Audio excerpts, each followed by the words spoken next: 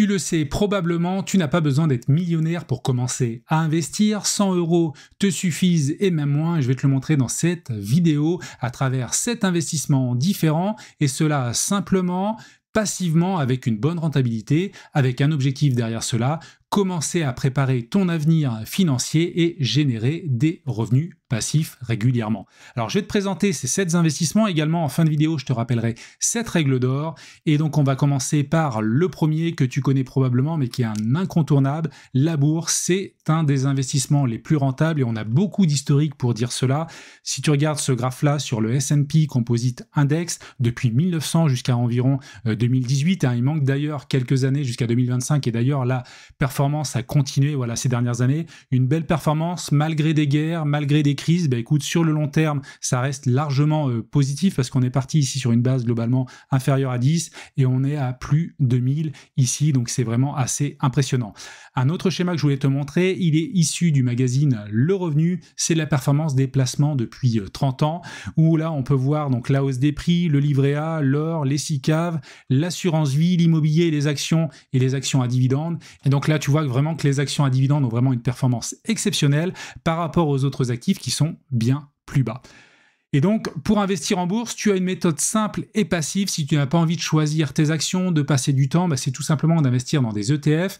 Ça te permet de reproduire un indice, l'indice de ton choix. Et je vais te montrer un exemple avec le MSCI World Index qui est en dollars. Donc, tu vois la performance sur le long terme. Et surtout, ce qui est intéressant avec ce type d'indice, c'est que tu vas avoir une vraie diversification avec ici quasiment 1500 sociétés. Également, une très belle diversification par secteur, également par pays. Alors même là, si c'est moindre parce que les États-Unis représentent une part très importante, 73%, mais on a quand même une diversification dans d'autres pays, le Japon, les Royaumes-Unis, le Canada et la France, sachant, il faut bien reconnaître, que l'économie américaine a un poids énorme sur le marché mondial. Donc la bourse, c'est très intéressant avec une fiscalité relativement simple, notamment si tu investis dans un ETF capitalisant, ce qui veut dire que si tu touches des dividendes, ils sont automatiquement réinvestis. Écoute, tant que tu vends, tu ne payes pas de fiscalité et si tu vends, tout simplement, tu vas payer la flat tax, sauf si tu es au barème progressif, mais la plupart du temps, c'est la flat tax, donc c'est simple, moins 30% et derrière, tu récupères tes plus-values.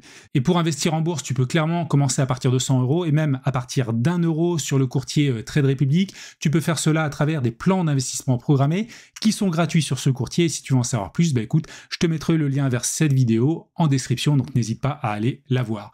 Maintenant, on va passer au deuxième investissement à partir duquel tu peux aussi investir 100 €, c'est le crowdfunding immobilier. Alors le crowdfunding immobilier, on va investir tout simplement dans des projets de typologie différentes, soit des projets de promotion, soit des projets de marchand de biens, voire même des projets de refinancement.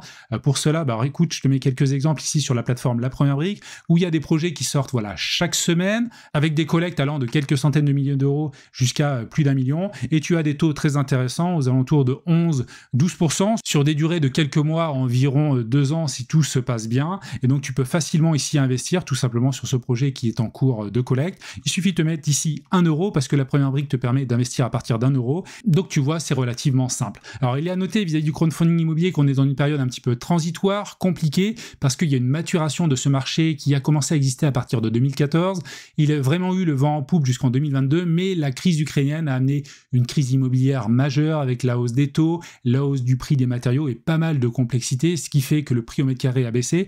Donc aujourd'hui, on est dans une phase de maturation. Les projets passés qui ont été lancés en 2020, 2021, 2022 sont plutôt compliqués. Pour certains, il y aura des pertes, mais en parallèle, tous les projets qui sont lancés globalement depuis 2024, ceux-là sont beaucoup plus structurés avec de meilleures garanties pour l'investisseur. Donc à mon sens, il faut vraiment différencier les projets un petit peu historiques des nouveaux projets qui ont notamment été lancés depuis la mise en place de l'agrément PSFP que la plupart des plateformes françaises ont en poche, ce qui signifie prestataire de services de financement participatif.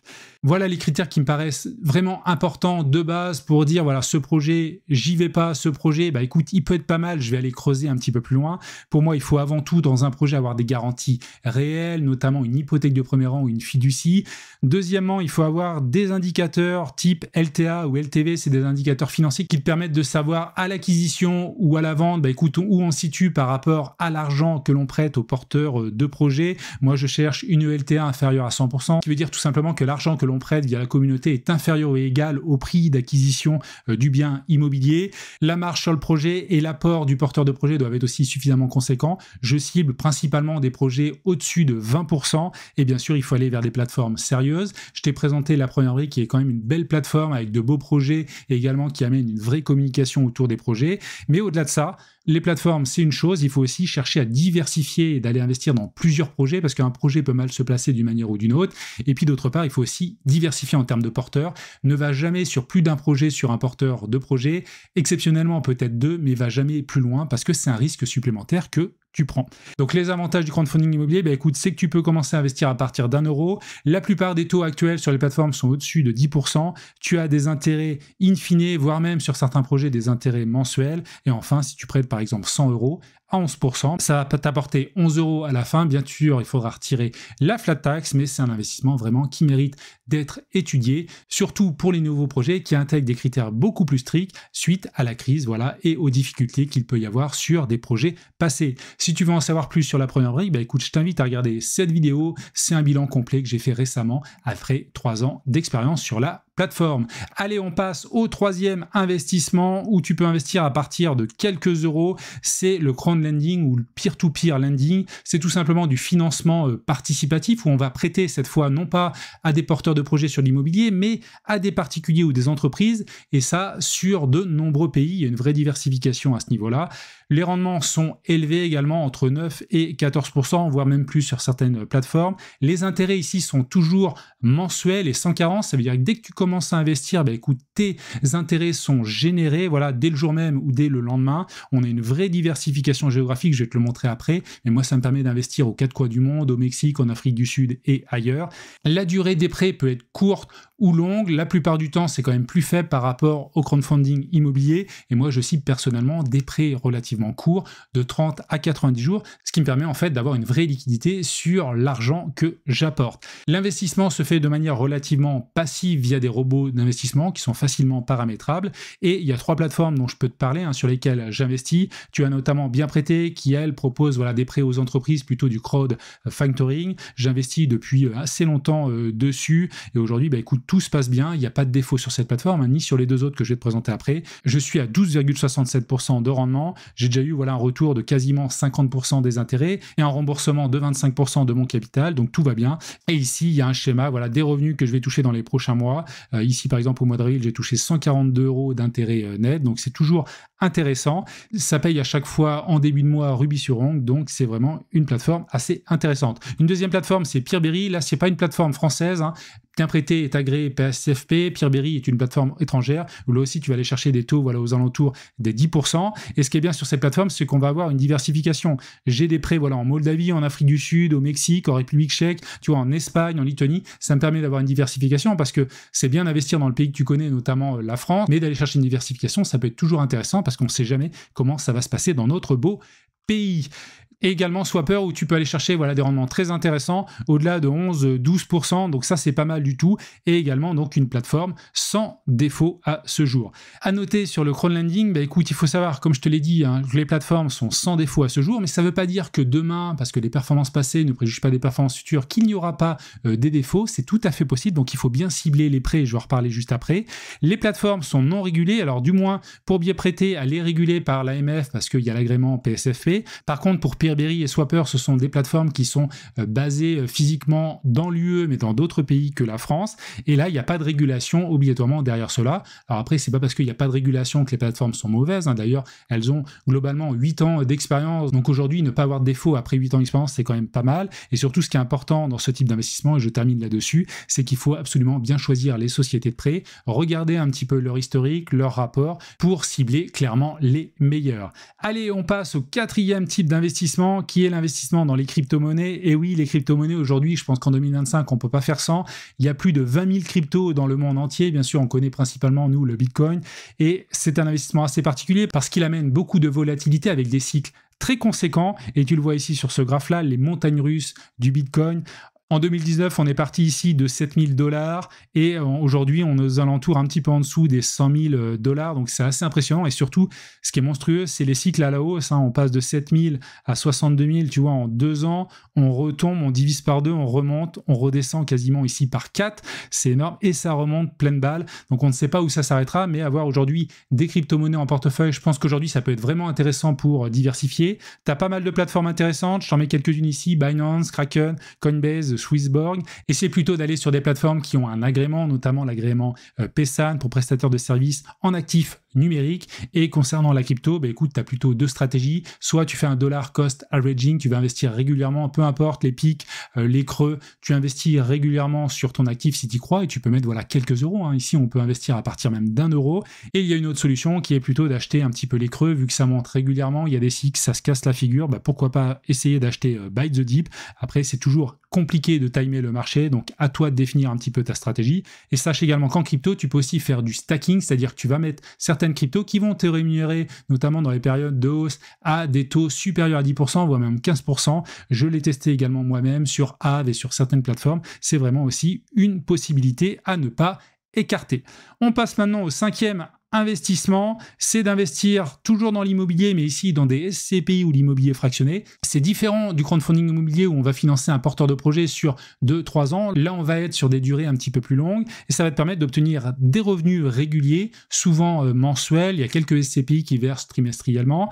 On a une rentabilité de 7-8% voilà, avant impôt, c'est pas mal. Et concernant les produits, alors il y a les SCPI qui sont là depuis très longtemps. Pour les SCPI, on va tout simplement investir dans un portefeuille diversifié qui est géré par une société de gestion. Il faut absolument aussi être très sélectif sur les SCPI que tu vas cibler. Il y a certaines SCPI qui, avec la crise immobilière, se sont plutôt mal comportées, mais il y a d'autres SCPI qui tirent leur épingle du jeu. Je pense notamment aux néo-SCPI et notamment Remake Live, qui te permet en fait d'obtenir un taux de distribution en 2024 de 7,5%. Donc c'est pas mal, 6,18% net de fiscalité étrangère. Donc ça amène des rentabilités très intéressantes, surtout que c'est un investissement passif et clairement de long terme parce que quand on commence à investir sur les SCPI, c'est plutôt sur une visibilité à 10 ans ou 20 ans. Donc ça peut correspondre clairement à ton profil. 6e investissement, c'est d'investir dans une poche qui est assez diversifiée et peu connue, c'est le crowdfunding agricole ou ENR. Donc ça peut amener dans ton portefeuille d'investisseurs tout simplement une diversification dans d'autres actifs. Là, on peut aller chercher des rentabilités entre 7 et 11%.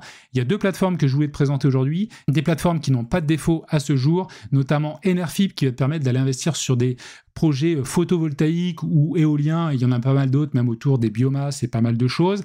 Tu vas être sur des prêts globalement entre 2 ici et 3-4 ans.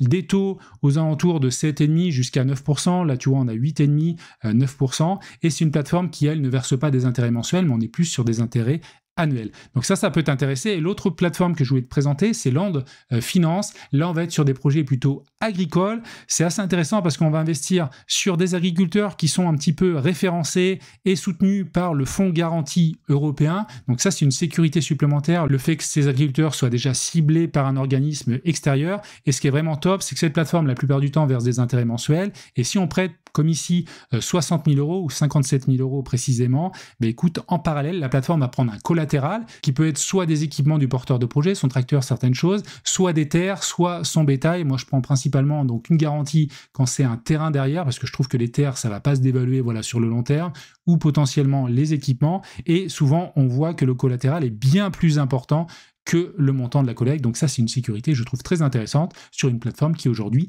arrive très très bien à recouvrer les quelques projets qui pourraient être en difficulté.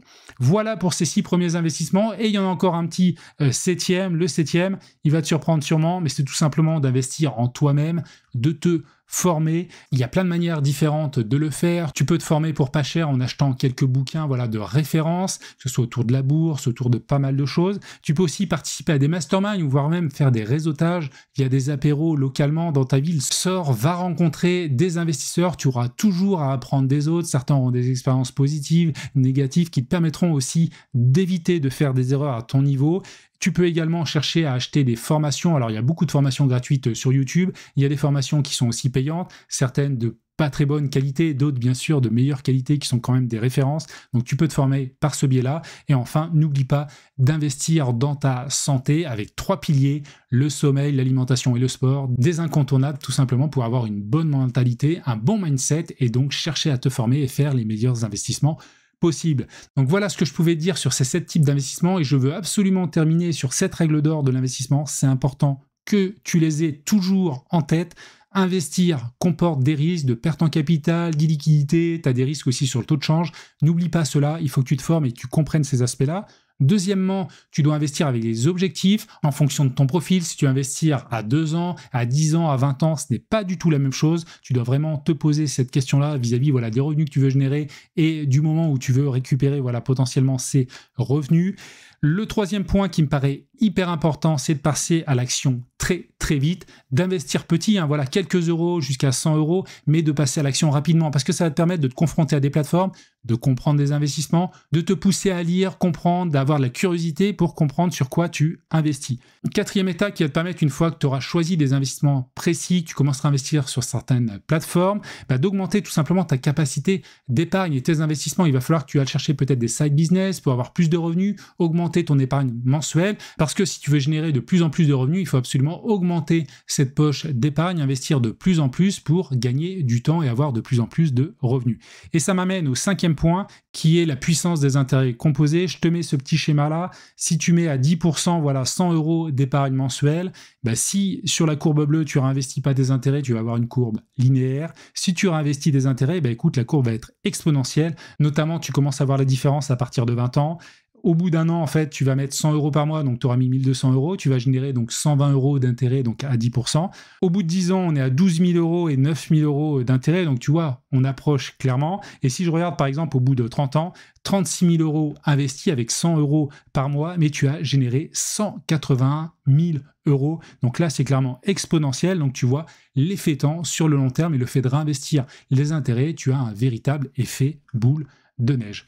Voilà ce que je pouvais dire dans cette vidéo. N'hésite pas à me dire ce que tu en penses en commentaire. Apporte ta pierre à l'édifice. Partage ton avis, c'est hyper important. Et si tu veux aller plus loin, notamment sur l'investissement en bourse, qui est un investissement clairement rentable sur le long terme avec beaucoup d'historique, écoute, regarde cette vidéo. C'est un comparatif complet sur le PEA pour savoir où l'ouvrir clairement ou où le transférer si tu en as déjà un. J'analyse tous les avantages et les inconvénients de plusieurs plateformes, les frais et pas mal d'autres choses. Et donc je te dis à tout de suite de l'autre côté si tu cliques.